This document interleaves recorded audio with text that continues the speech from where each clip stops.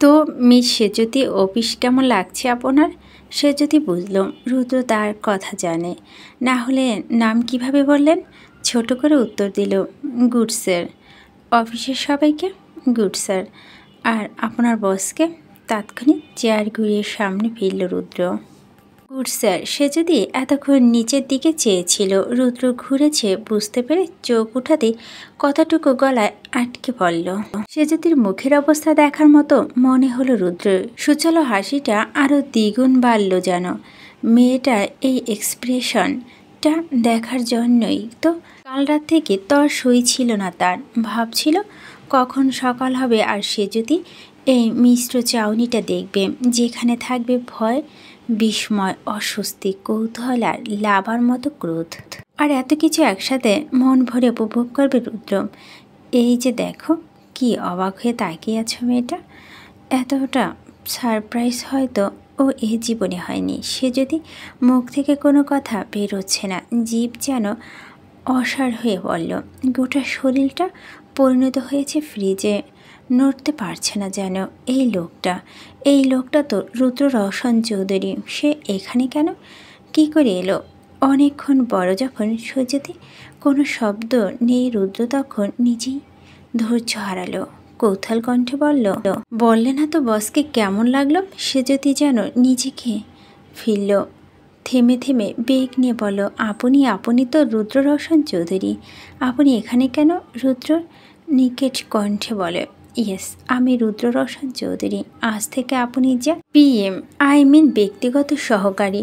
সে যদি মাথা চেপে ধরে এলোমেলো দৃষ্টি ফেলল মেঝেতে। পরমুহূর্তে তাকিয়ে কাপা গলায় বলো, এটা কি করে সম্ভব? আমার বস তো মিস্টার অভ্র চৌধুরীর ভাই ছিলেন, তাই না? রুদ্র একই রকম বাঁকা হাসলো। আমি তো অভ্র চৌধুরীর একমাত্র ভাই। সে যদি গাঢ় বিস্ময় এবার মাত্রা ছাড়ালো, আঙ্গুল উঁচিয়ে মনে করা ভঙ্গি করে বলল, তার মানে ওই লোকটা, ওর মাস্ক পরা লোকটা আপনি ছিলেন? ইয়েস। সে যদি অবিশ্বাস্য চোখ তাকালো। এই সব কিছু আপনি জেনে বুঝে করেছেন? এই জন্যই আপনি ওভাবে মুখ ঢেকে গিয়েছিলেন আমার সামনে? রুদ্র মাথা নেড়ে বলল, ঠিক ধরেছে। এইসব আপনার প্রি প্ল্যান্ড চাকরি দেওয়ার ব্যাপারটা, সেটা মিথ্যে? রুদ্র ধীর জবাব। অবভিয়াসলি। সে যদি কতক্ষণ শূন্য মস্তিষ্ক নিয়ে চেয়ে থাকলো। পরক্ষণেই তীব্র ক্রোধ এসে বাসা বাঁধল শরীরে। টেবিলের ওপর দুহাত থাপড়ে ঝুঁকে বলল, এটা কিছুতেই হতে পারে না। আপনারা আমাকে এভাবে ঠকাতে পারেন না। আমি এই চাকরি করব না। এই মুহূর্তে আমি রিজাইন দেব, জাস্ট নাও। রুদ্র জানতো এমন হবে, অবাক হলো না। কিন্তু সে জ্যোতিকে উস্কাতে ভীষণ ইচ্ছে জাগলো মনে। সহজ কণ্ঠে বলল, কেন? চাকরির প্রথম দিনে রিজাইন কেন দেবেন? সে যদি দাঁত চেপে বলো, দ্যাটস মাই চয়েস। রুদ্র ভারী মজা লাগছে। কাউকে ক্ষিপ্ত হতে দেখেও এত আনন্দ, এত অবুঝে ভান করে বলল, আশ্চর্য। এত বড় কোম্পানিতে জব পেতে কত মানুষ আহাজারি করছে আপনি জানেন? আর সেখানে আপনি পিও ছেড়ে দিতে চাইছেন? হোয়াট? সে যদি রুষ্ট চোখে চাইল। হ্যাঁ, চাইছি। আর তার একমাত্র কারণ আপনি নিজেই। আপনাকে দেখলেই আমার সেই রাতের। রুদ্র বুঝো চোখ ছোট ছোট করে শোধালো, সে রাতে কি? সে যদি শান্ত করল নিজেকে।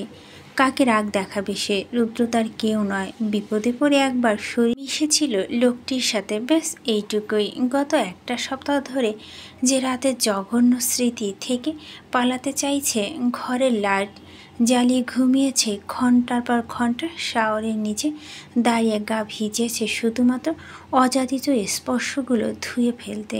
স্বয়ং সেই লোকের অফিসে কাজ করা কি আদৌ সম্ভব?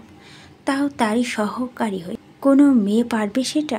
সে যদি ঢোক গিলে ঠান্ডাভাবে বলল, কিছু না, এত কথা বাইয়ে লাভ নেই, আমি আসছি, এক সেকেন্ড। রুদ্র কথায় সে যদি দাঁড়ালো, ঘুরে তাকালো না।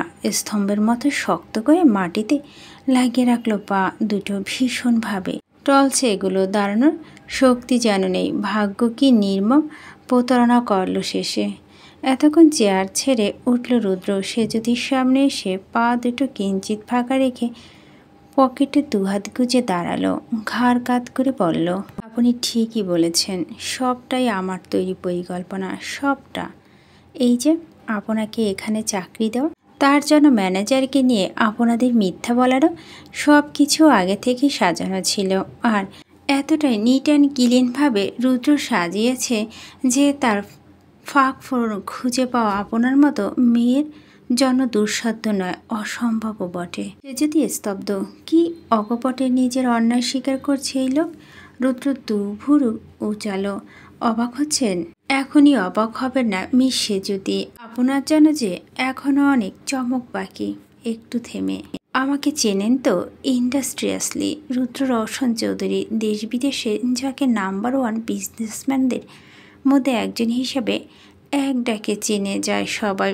আমার থেকে সবসময় সবাই হাত পেতে নিয়েছে, আর আমিও দুহাত ভরে দিয়েছি।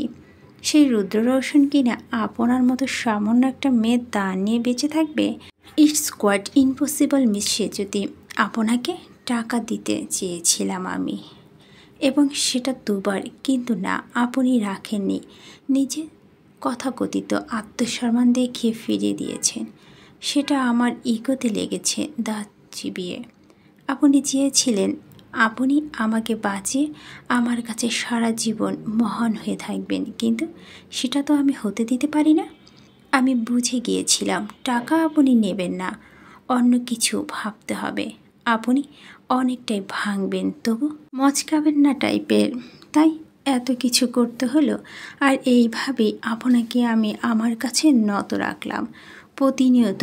এখন আমার অর্ডারে চলতে হবে আপনাকে। আপনার যে কিচ্ছু করার নেই মিস্টার নুসরাত সুলতানা সেজুতি থ মেরে শুনল। কান দুটো ঝাঁঝা করছে। কি মারাত্মক জঘন্য চিন্তাভাবনা লোকটির। বিস্মিত না হয়ে পারল না সে। মানুষকে সাহায্য করার সংজ্ঞাটা এত বিশ্রীভাবে ভাবেন উনি। ছি, সে যদি হাসল। সবাই আসলে সব কিছুর মূল্য দিতে জানে না, এই লোকও হয়েছে তাই। রুদ্রর দিকে তাকালো। রুদ্র ছোট চোখে গভীর দৃষ্টিতে তারই দিকে চেয়ে সে যদি এক পাশে ঠোঁট বাঁকালো। কে বলো কিছু করার নেই? আপনি হয়তো আমার কথা শুনতে পাননি। আমি এক্ষুনি রিজাইন দেব বলেছি। এবার শুনেছেন? আপনার আন্ডার চাকরি আমি করছি না। রুদ্র চোখ শুরু করল। আমার আন্ডারে কাজ করতে কত মেয়ে লাইন ধরে আছে? Do you have any idea? মেয়ে ঘটিত ব্যাপারটাতে আপনি অনেক অভিজ্ঞ যে, হয়তো তাই। তাছাড়া আপনার মতো লোকের জন্য লাইন কি আর কোনো ভদ্র ঘরে মেয়েরা ধরবে? কিংবা কোনো ভদ্র মেয়ে আসবে আপনার কাছে? আপনিও যেমন ওরাও ঠিক তেমন। সেজুতির কথা স্পষ্ট বিদ্রুপ। রুদ্রর ভয় যেখানে অফিসের সকলে তটস্থ, সেখানে শটান দাঁড়িয়ে এই মেয়ে পাল্লা দিয়ে তর্ক লিপ্ত। রুদ্র ক্ষুব্ধ কণ্ঠে বলল, আপনি ভুলে যাচ্ছেন মিস সেজুতি, এটা আমার অফিস, আপনার বাড়ি নয়। আর আপনি আমার অফিসের সামান্য বেতনভুক্ত কর্মচারী। আমি এখানে আপনার গলার জোরটা ছোট থাকার শ্রেয়। ছোট শ্বাস ফেলে, এনিওয়ে, কি যেন বলছিলেন? আমার জন্য কোনো ভদ্র ঘরের মেয়েরা লাইন ধরবে না, কিংবা কোনো সভ্য মেয়ে আমার কাছে আসবে না, ব্লা ব্লা ব্লা। রুদ্র ঝুঁকে এসে ডান ভুরু নাচালো। পর মুহূর্তে ফেটে পড়ল অট্ট হাসিতে, যে হাসিতে দাঁত ছিল পরিষ্কার। সে যদি যেন গায়ে জ্বালা ধরে যাচ্ছে। রুদ্র অযৌক্তিক হাসি দেখে রুদ্র হাসি থামিয়ে শক্ত গলায় বলল, তবে তো সে সব অসভ্য মেয়েদের কাতারও আপনি পড়বেন। আপনি হয়তো ভুলে গিয়েছেন সেই রাতে আমার হোটেল রুমে আপনি আর আমি, মনে পড়ছে কতটা কাছাকাছি ছিলাম আমরা? সে যদি তাৎক্ষণিক চেঁচিয়ে বলো, চুপ করুন, চুপ করুন আপনি। আমি ভুলে যেতে চাই, মনে করতে চাই না মনে করতে। সে যদি হাঁসফাঁস করলো, কতক্ষণ যেন শ্বাসকষ্ট ভুগছে। রুদ্র শান্ত নজরে পরখ করছে ওর অভিব্যক্তি। সে যদি সময় নিয়ে ঠান্ডা হলো। ভেজা চোখে রুদ্রের দিকে তাকিয়ে বলল, কেন করছেন আপনি এরকম? আমি তো বললাম আমি আপনার আন্ডারে কাজ করব না, তাও কেন এত কথা শোনাচ্ছেন? মানে কি এসবের? আমি যেতে চাচ্ছি, আমাকে যেতে দিন। ভুরুক্ষেপহীন বলো, সব সময় যেতে চাইলে কি যাওয়া যায়? এটা রুদ্রর জায়গা, তার রাজত্ব। এখানে নিজ ইচ্ছায় প্রবেশ হয়তো করা যায়, কিন্তু আমার অনুমতি ছাড়া বের হওয়া অসম্ভব। সে যদি কিছুই বুঝে ওঠেনি। চোখে মুখে তীব্র জিজ্ঞাসা দেখে রুদ্র বলল, আপনার সব প্রশ্নের উত্তর আমার কাছে আছে। ওয়েট। রুদ্র টেবিলে ওয়ার্ড্রোব টেনে খুলে নীল রঙের ফাইলটা সেজতির দিকে ইশারা করে টেবিলের ওপর একরকম ছুঁড়ে মারল। মোটা কণ্ঠে বলল, পড়ুন এটা। আগে থেকে দেখে রাখা, চিনতে অসুবিধা হয়নি সেজতির। এই ফাইলে সে দস্তখত দিয়েছিল কাল। সেজতিকে ভুরু কুঁচকে ফাইলের দিক চেয়ে থাকতে দেখে রুদ্র বলল, কাল তো না পড়েই সাইন করেছিলেন, আজকেই বরং পড়ে দেখুন। এই big surprise awaits for you. Rudra প্রতিটি কথা রহস্যময়, সব রহস্য সমাধানকে এই ফাইলে। তাড়াহুড়ো করে ফাইল হাতে নিল সেজতি। পড়তে পড়তে মুখটা ফ্যাকাশ হয়ে এলো, রক্তশূন্য যাকে বলে। হাত দুটো কেঁপে উঠল যেন। ফাইলটা চুপ করে বলল পায়ের কাছে। সেজতির চোখে কৌটুর ভরে উঠছে, ঠান্ডা অশ্রুতে গাল দুটো ভিজে চুপচুপে হয়েছে। তবু এক চুল নড়ল না সে। এতটাই প্রতারণা, এতটাই। রুদ্র সেজতি হয়ে মিথ্যে দীর্ঘশ্বাস ফেলল। ভিতর ভিতর ভারী মজা পাচ্ছে হয়তো। সে যদি যে সহজে পোষ মানবে না সে জানত, তাই তো এত জলঘোলা করতে হয়েছে। একটু না হয় কষ্টই পাক। রুদ্র গ্লাস ভর্তি পানি সেজতির দিকে এগিয়ে গিয়ে বলল, খেয়ে নিন। আই থিঙ্ক ধাক্কাটা সামলে উঠতে পারবেন। ক্রোধ ছুটছে সেজতির সমগ্র শিরায়। তার উপর রুদ্রের এমন উপহাস করে বলা কথা আগুনে ঘি ঢালার মতো। সেজতি তেলে বেগুনে জলে উঠে বলেন, আপনি অত্যন্ত নোংরা, বিদঘুটে মস্তিষ্ক একটা লোক। এতদিন জানতাম আপনার চরিত্রটাই জঘন্য, এখন দেখছি মনটা তার থেকে কুচকুচে কালো। আপনার কি সুন্দরভাবে আমাকে ঠকালেন। আপনি একা কেন, আপনার ভাই অব্রবা কম কিসের? উনি নিজেই আমাকে মিথ্যা বলে এখানে করিয়েছিল, আর আমিও বোকা। রুদ্র আটকে দিয়ে বলল, আপনি বোকার মতো সাইন করে দিলেন? সত্যি পড়ে দেখা উচিত ছিল আপনার। এত মেধাবী স্টুডেন্ট আপনি, আর এই ভুলটা আপনার দ্বারা মেনে নেওয়া যায় না। আফসোস লাগছে আমার, সত্যি বলছি। এখন যা হবার বা যা করার করা হয়ে গিয়েছে। দেখে নিলে তো সবটা। আশা করি বুঝতে পেরেছেন। আগামী 3 বছর আগে আপনি এই চাকরি ছাড়তে পারবেন না। এর আগে যদি আপনি রিজাইন দিতে চান তবে আমার কোনো অসুবিধা নেই। ডিল অনুযায়ী জরিমানা 5 কোটি টাকা জমা করলেই আপনি খুশি, আমিও খুশি। সে যদি নিশ্চুপ হয়ে মাথা নিচু করে রাখলো। লোকটা তাকে বিপদে ফেলে কি আনন্দটাই না পাচ্ছে। টেবিলের ওপর 2 হাত রেখে সেজতির দিকে ঝুঁকে এলো রুদ্র। বরফ কণ্ঠে বলল, সো মিস, বেশ ভালোভাবে ফেঁসে গিয়েছেন আপনি। বেরোনোর কোনো পথই যে খোলা নেই, আর আমি খোলা রাখিনি। তাই রিজাইন দেওয়ার চিন্তা ঝেড়ে ফেলে কাজে মনোযোগ দিন। Now get back to your work. Rudra সোজা হয়ে দাঁড়ালো। অগ্নিদৃষ্টিতে তাকালো সেজতি। পারলে এই দৃষ্টি দিয়ে ঝলসে দিত লোকটাকে। ডেস্কে এসে ধপ করে বসে 2 হাতে মাথা চেপে ধরল চিন্তায়। মিস্টার অব্র, আমার বিশ্বাসে এই দাম দিলেন? বাবা ঠিকই বলেন, দুষ্ট লোকের মিষ্টি কথা। এখন এই লোকটার সাথে কি করে কাজ করব আমি? যতবারই একে দেখব আমার চোখের সামনে সেই অভিশপ্ত রাতটা তো ভেসে উঠবে। এত বড় একটা শাস্তি আমাকে কেন দিল আল্লাহ? বাঁ হাতের পেপার ওয়ার্ড টেবিলের ওপর রেখে ঘোরাচ্ছে রুদ্র। ঘুরে ঘুরে থেমে যায়। রুদ্র একইভাবে ঘুরিয়ে দেয় আবার। শান্ত চাউনি তখনও কেবিনে মুখোমুখি সেজতির ডেস্কের ওপর। সেজতি অসহায় মুখটা ও বেশ সুন্দর মনে হলো। বাড়িতে ঢুকে কাঁধে ব্যাগটা দূরে ছুঁড়ে ফেলে। বিছানায় উপুর হয়ে শুয়ে পড়ল সেজতি। ক্লান্তিতে চোখ বুজে আসছে, শরীর আর কাজ করছে না যেন। প্রথম দিনই এত কাজ, বাপরে বাপ! এত কাজ তো কোনো পুরানো এমপ্লয়িকে দেওয়া হয় না। সব যে রুদ্র ইচ্ছাকৃত সে যদি হাড়ে হাড়ে বুঝেছে। পুরো 10টা ঘন্টা তাকে নাস্তানাবুদ করে ছাড়লো লোকটা। 14বার কেবিনে ডেকেছে। একবার এই ফাইল চেক করো তো, আরেকবার অন্য ফাইল নিয়ে এসো। একবার এই ডেস্কের কাছে যাও তো, আরেকবার অন্য ডেস্কের আরেকজনের কাছে যাও। ছুটতে ছুটতে আজ অবস্থা দফা রফা। পাগুলো অবস্থা করুন।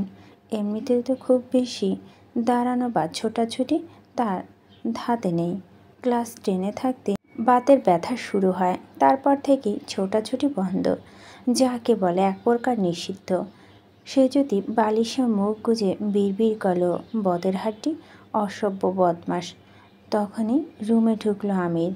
মেয়ের ছুঁড়ে ফেলা ব্যাগটা মাটি থেকে তুলে টেবিলের উপর রাখলেন।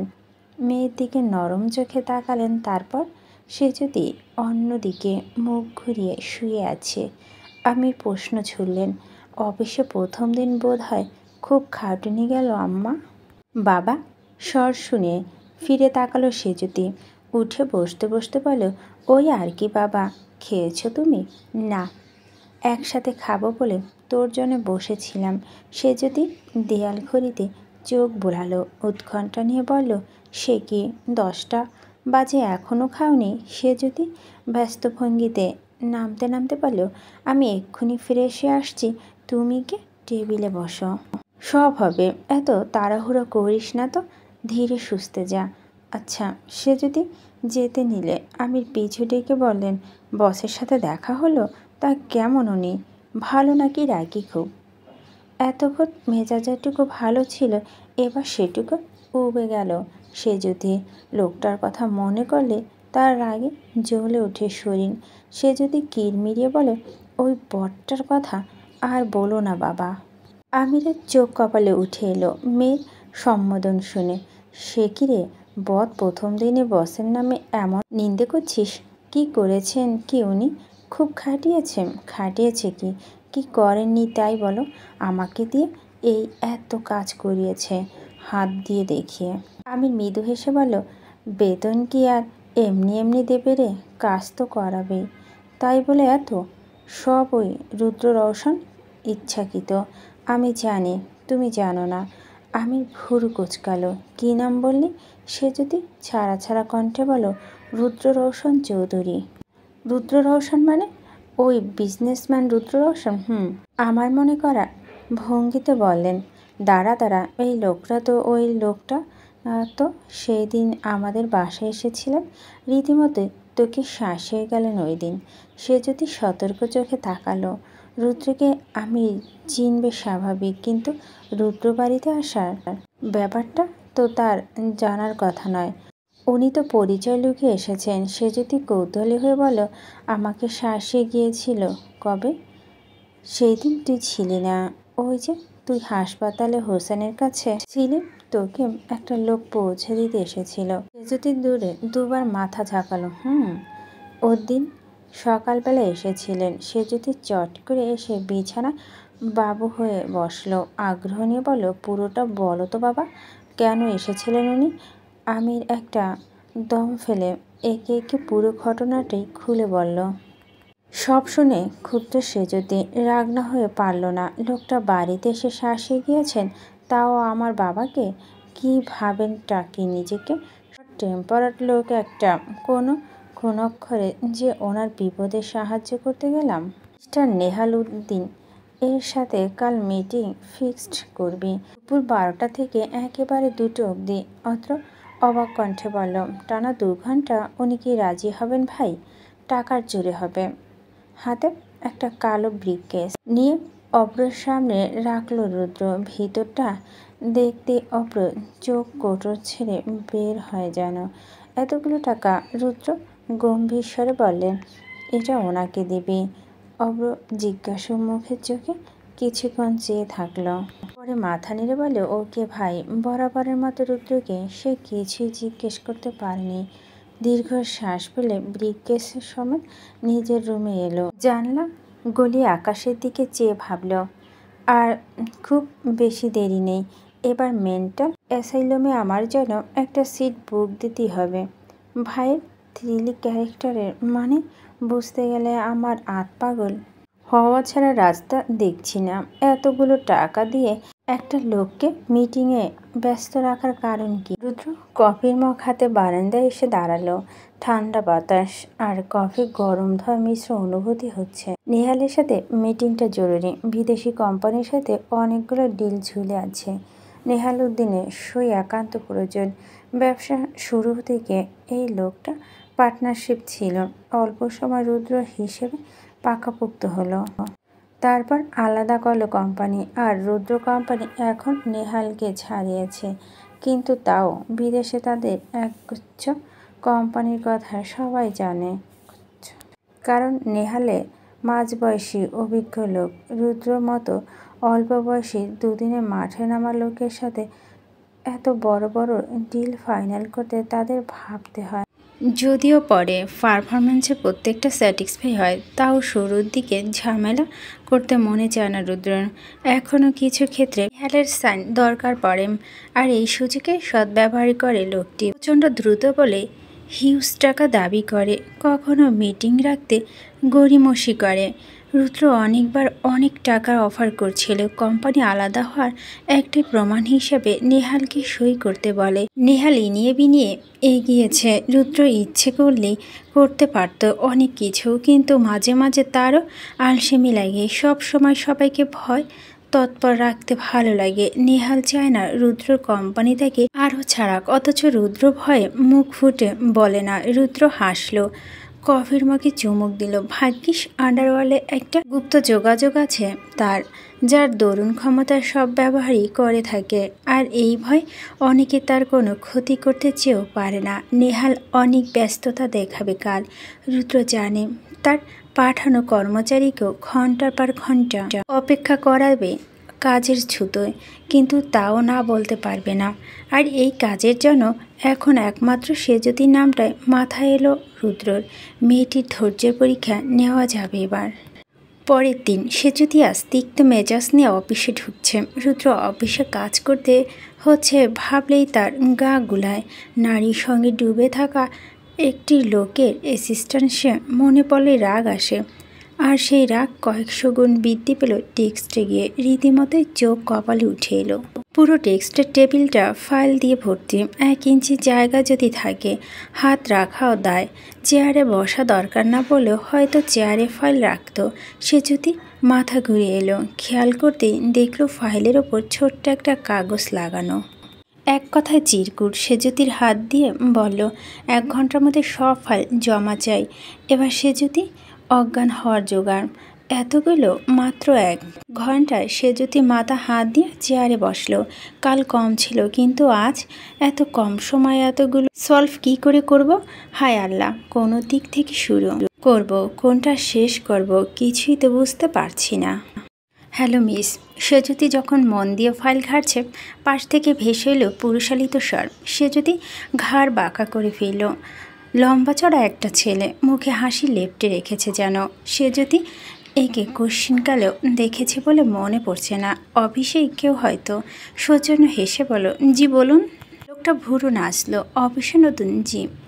আমি রূপক। আপনার সামনে ডেস্কটা আমার ডেস্ক। ও আচ্ছা, আমি নুসরাত সুলতানা। রূপকের বাড়ানো হাতে হাত মেলানো না। সেজুতি সে ভীষণ ব্যস্ত। রূপকের অস্বস্তি লাগলো। হাত গুটিয়ে এনে মেকি হেসে বলো, সুন্দর নাম। সেজুতি বেশ ভালো বুঝলো রূপক ছেলেটি তার সাথে ভাব জমাতে এসেছে। অন্য সময় হলে এক কথা, কিন্তু এখন একটা সেকেন্ড তার কাছে অনেক কিছু। 2-4 লাইন কথা বলতে গেলেও সময় নষ্ট হবে, যা আগামী 1 ঘন্টাতে একদমই করা যাবে না। কিন্তু রূপক দাঁড়িয়ে আছে, উসখুস করছে, কিছু বলবে বলবে ভাব। সেজুতি আবার তাকালো, মিষ্টি করে হেসে বলো, বলেছিলাম যে বস আমাকে একটা কাজ দিয়েছেন। Will you please excuse me? একেবারে মুখের উপর বলে দিল। রূপকের চেহারা ঘনিয়ে এলো অন্ধকার। সে বেশ অপমানিত বোধ করছে। পিছনে ফিরে একবার রুদ্রর ক্যাবিনেটাকে দেখল। এরপর আবার সেজুতির দিকে ফিরে মুখে হাসি টেনে বলো, নিশ্চয়ই, আপনি কাজ করুন, পরে কথা হবে। রূপক চলে যেতে সেজুতি মুখ ফুলিয়ে শ্বাস ফেলল। তারপর ডুব দিল ফাইলের কঠিন কঠিন ইংরেজিতে। রুদ্র চোখ সরিয়ে ল্যাপটপে রাখলো। ফিসেল হাসি তার উষ্ঠে। মেয়েটার মধ্যে কিছু একটা ব্যাপার তো নিশ্চয়ই আছে। মুখের উপর কথা বলা কি দারুণ ক্ষমতা। সেজুদিকে কাজের তীব্র চাপে রেখে একই সাথে বিরক্ত করা এক দুষ্টবুদ্ধি ভর করেছিল মাথায়। অফিসে ড্যাশিং বয় হিসেবে আখ্যায়িত রূপককে সেজুদির কাছে পাঠানো দায়। ছেলেটির সাথে খোশ গল্প করতে করতে কাজের ব্যাঘাত ঘটবে, সাথে সময় মতো ফাইল জমা হবে না এমনি ভেবেছিল রুদ্র। আর সেই সুযোগে সেজুদিকে আবার কিছু কড়া কথা শোনাবে। তেজি মেয়েট চুপসে যাওয়া চেহারাটা উপভোগ করবে মন ভরে। অথচ তার কিছুই হলো না। সে যদি মুখের ওপর এমনভাবে কথাটা বলল যে বেচারা রূপক থতমত খেলো। সম্মানের ভয়ে আর দাঁড়াতে পারেনি। কিন্তু কতক্ষণ? রুদ্র দেয়াল ঘড়িতে তাকিয়ে দেখল 1 ঘন্টা হতে বা কয়েক মিনিট বাকি। বাঁকা হাসল। দেখা যাক কত দূর কী করতে পারে উনি। 1 ঘন্টা পার হয়েছে অনেকক্ষণ। সে যদি ফাইলের মধ্যে নাকানি চুবানি খাচ্ছে তখন। খানিক পর সব গুছিয়ে লম্বা শ্বাস ফেলল সে যদি। এসির মধ্যে চিন্তা তার ঘাম ছোটার জোগাড়। রুদ্র ক্যাবিনের দরজা নক করতেই ভিতরে আসতে বলল সে যদি ডানে বামে না তাকিয়ে সোজা এসে ফাইলগুলো রুদ্রের টেবিলের ওপর রাখলো। নিচের দিকে চেয়ে বলল, চেকিং শেষ স্যার। রুদ্র সরু চোখে দেখছে মেয়েটাকে। পিঠ সমান চুলগুলো ঝুটি করে বাঁধা, ক্রিম কালারের 3 পিস পরনে, হাতে একটা কালো বেল্টের ঘড়ি, কানে কালকের দুল জোড়াই আর ঠোঁটে লিপ বাম। রুদ্র পরক্ষণে নড়ে উঠল। এই মেয়েটার সামনে এলে তাকে এত খুঁটিয়ে দেখে কেন?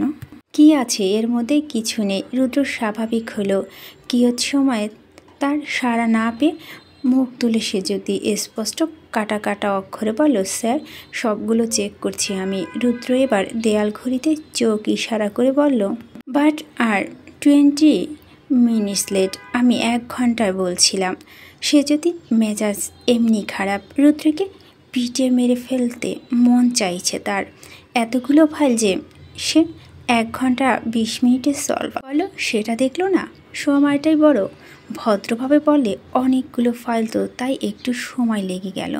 রুদ্র কড়া কণ্ঠে বলল, এটা আপনার স্কুল নয় মিস সেজতি যে সর্দি জ্বরে অজুহাত দিয়ে আপনার হোমওয়ার্ক না করার শাস্তি থেকে বেঁচে যাবেন। It's our office. এখানে প্রত্যেকটা কাজ টাইমলি করতে হবে। মানে? Timely got it. সে যদি বাধ্যমের মতো মাথা ঝাঁকালো। মানে সে বুঝেছে। রুদ্র অবাক না হয়ে পারল না, সাথে ভালো লাগলো। যে মেয়ে কাল এই কেবিনে চাকরি করবে না বলে চিৎকার চেঁচামেচি করলো, সেই মেয়ে আজ কতটা নির্লিপ্ত, কতটা শান্ত। নিজেকে সামলানোর ক্ষমতা সত্যি অসাধারণ। গুড।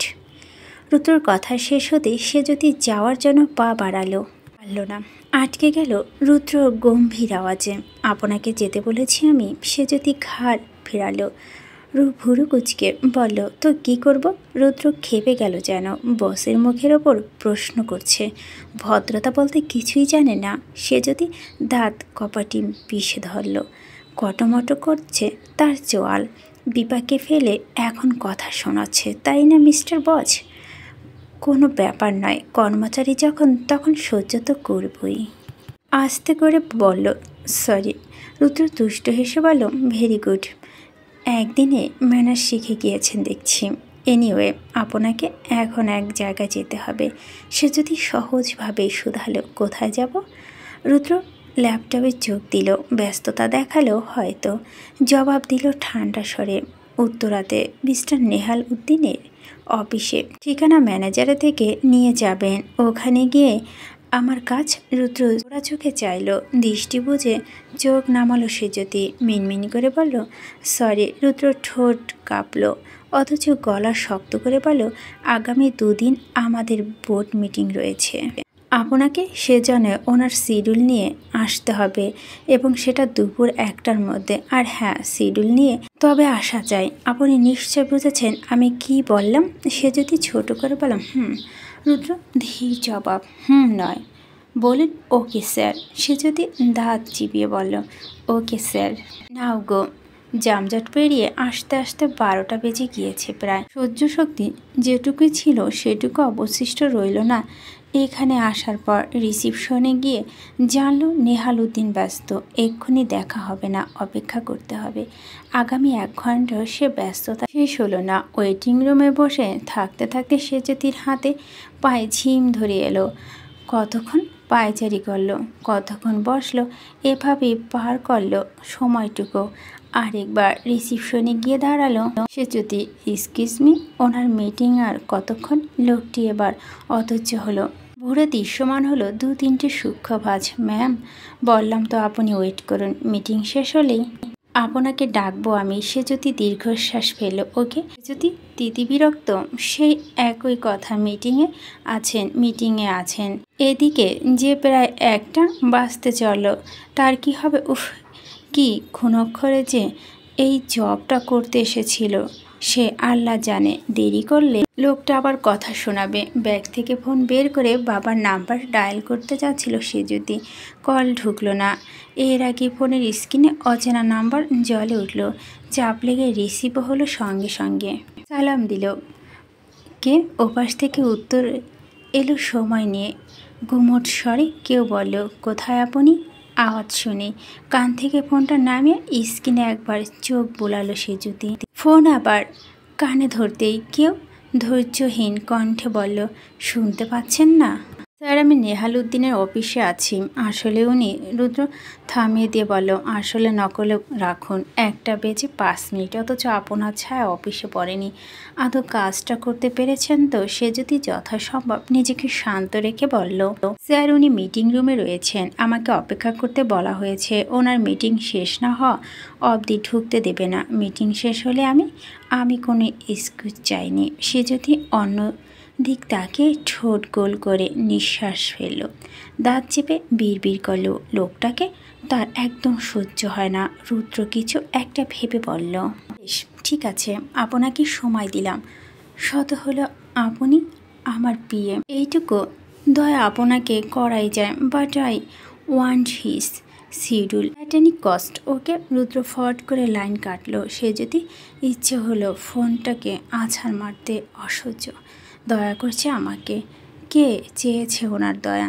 বারবার এসব বলে আমাকে ছোট করার কি অপ্রাণ চেষ্টা ওনার। এত বড় একজন বিজনেসম্যান এভাবে হাত ধুয়ে আমার পিছনে কেন পড়ল?